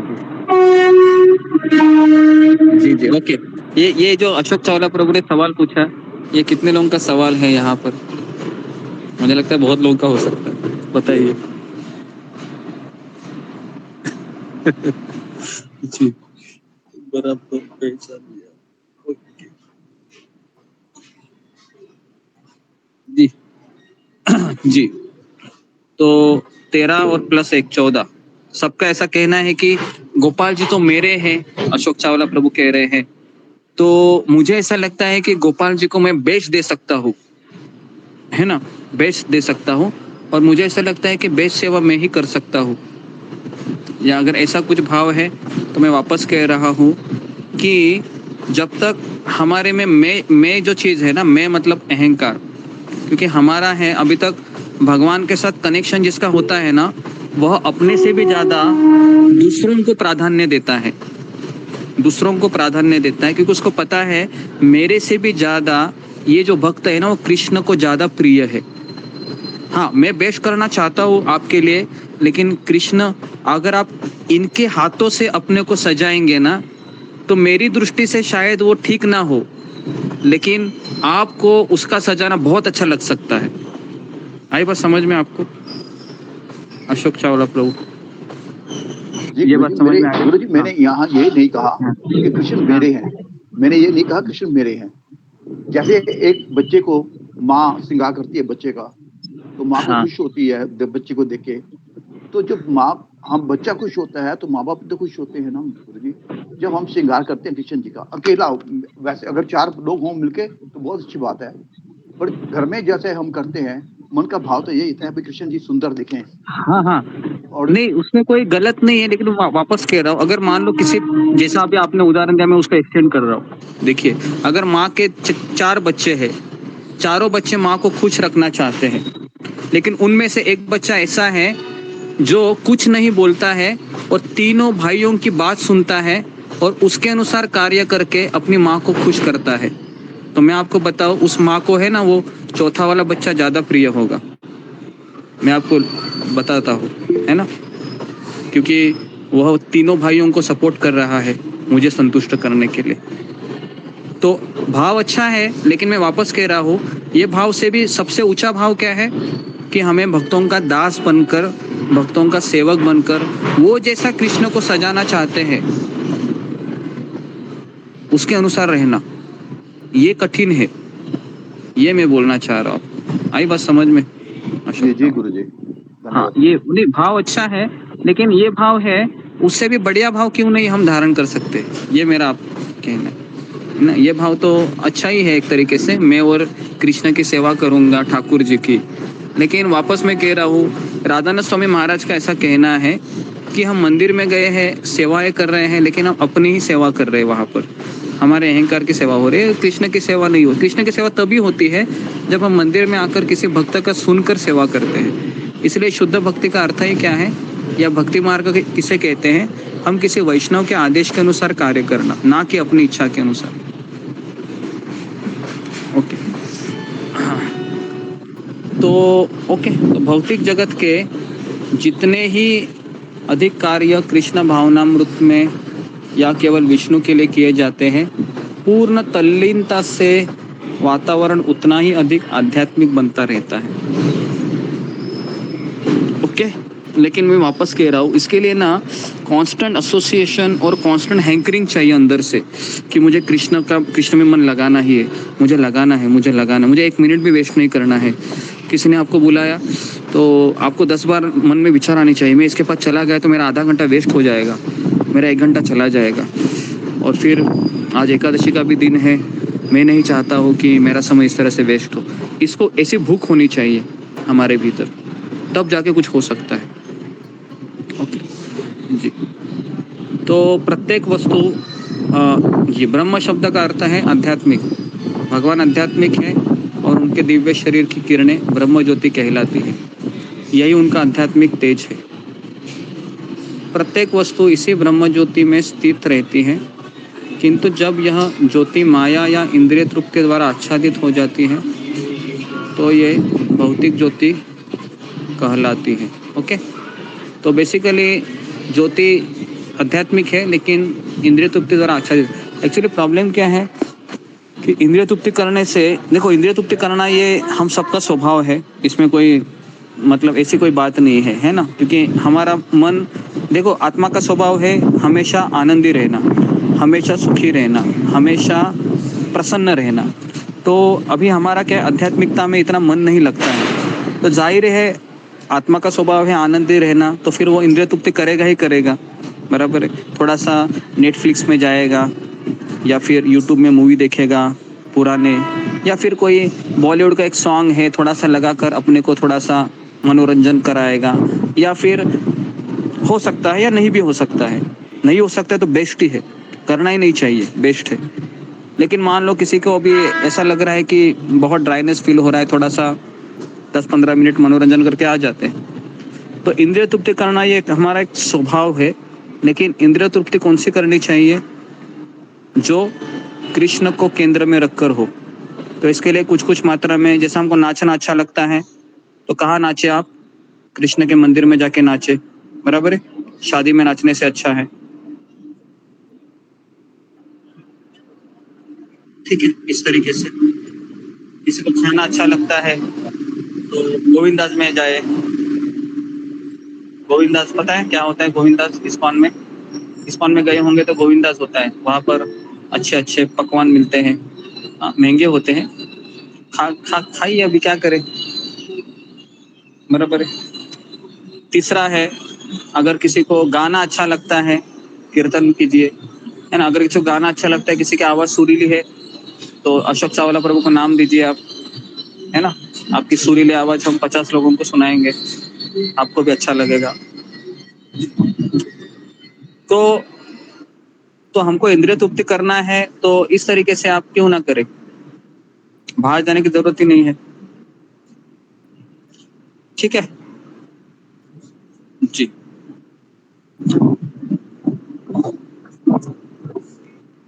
तो इस तरीके से जी, आगे कहाँ 4-5 लाइनें हम कल कवर करते हैं, 4:30 हो गए हैं जी। किसी को कुछ प्रश्न है?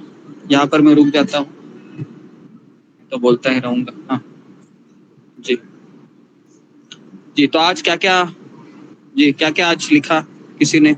रंजना माता जी बताओ। हरे कृष्णा प्रभु जी, आपके चरणों पर दंडवत प्रणाम, सेवा के चरणों में प्रणाम।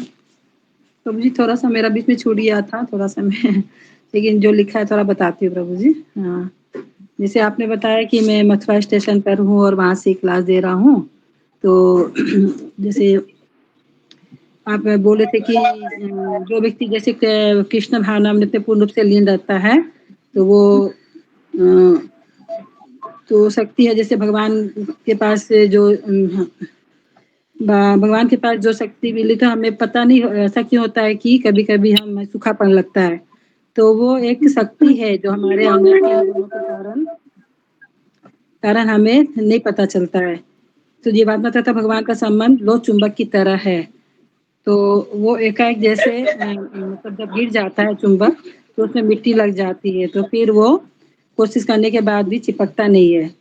तो ऐसे ही होता है कि एक बार मेरा मन कृष्ण में लग गया तो मुझे कोई भी जैसे भूख प्यास नहीं सताएगी, हम चाहते तो बहुत कुछ है, लेकिन कि मेरा मन लीन हो जाए, पूरी तरह डूब जाए, जैसे नमक पानी में पूरी तरह घुल जाता है। जैसे आपने कल की क्लास के बारे में भी पूछ रहे थे कि मतलब कल आपने क्या बताया था, तो हमें नमक बनना है तथा कृष्ण का स्वाद बढ़ाना है। तो हमें किस तरह से लीन होना है, तो पानी में नमक की तरह। और हमारा अस्तित्व का कारण ये है कि मैं कृष्ण को सुखी बनाऊं, उन्हें आनंद प्रदान करूं। तो जैसे जिसका पत्ता लगा रहता है तो वो हमेशा हरा भरा रहेगा, और तो हमें कभी भी अलग हमें नहीं होना है। और इस अर्थ में मिठास मिल रही है, तो तभी हम सत्संग में आ रहे हैं, क्योंकि हमें यहाँ पर बहुत कुछ मतलब रस आ रहा है, आनंद आ रहा है, अमृत मिल रहा है। तो यहाँ पे जैसे हमें रोज सत्संग मिल रहा है, माला करके जो हम कथा का श्रवण करते हैं, तो वो हमें अच्छा लग रहा है। कोई भी थॉट को हमें चबाते रहना है। जैसे आपने बताया था कि कल जैसे गाय चबाती रहती है, वो जब कुछ भी खाती है तो उसको चबाती रहती है, तो हमेशा हमको चिंतन मनन करते रहना है। और कोई भी कार्य करते समय जैसे हमें प्रवचन सुनना है यूट्यूब पर, जैसे कुछ भी लगाकर स्मरण करते रहना है।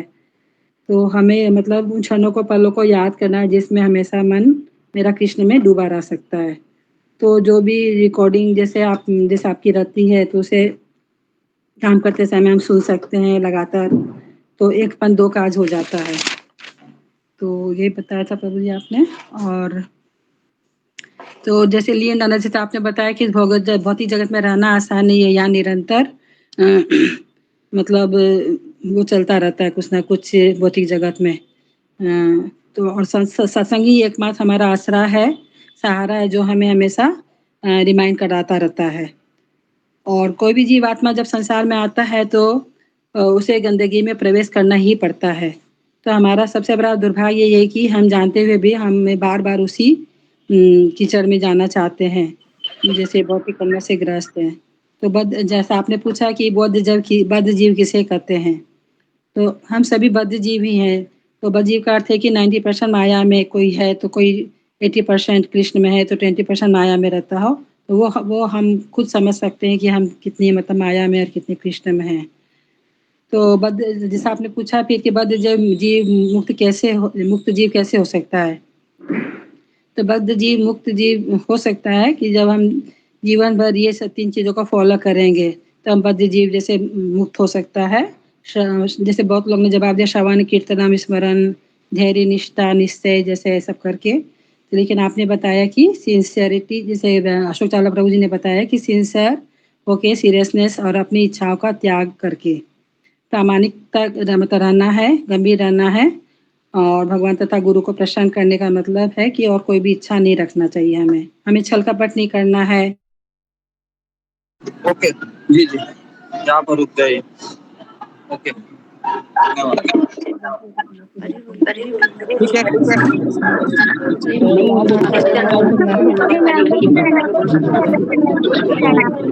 हरे कृष्णा गुरुजी।